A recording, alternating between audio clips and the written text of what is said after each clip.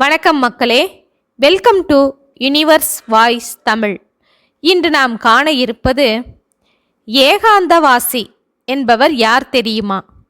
மனிதன் ஏகாந்தத்தில் திளைப்பது எப்போது? இது பற்றி ஸ்ரீ ரமண மகரிஷி என்ன கூறுகின்றார் தெரியுமா? ஏகாந்தம் அதாவது தனிமை மனதில் உள்ளது.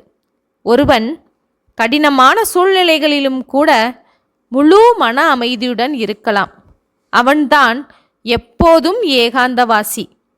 மற்றொருவனோ காட்டில் வசிக்கலாம் என்றாலும் மனதை கட்டுப்படுத்த முடியாதவனாக இருந்தால் அவன் ஏகாந்தத்தில் திளைப்பதாக சொல்ல முடியாது.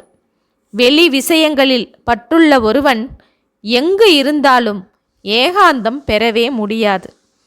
பற்று இல்லாதவன்தான் எப்போதும் ஏகாந்தவாசியாக இருப்பவன்.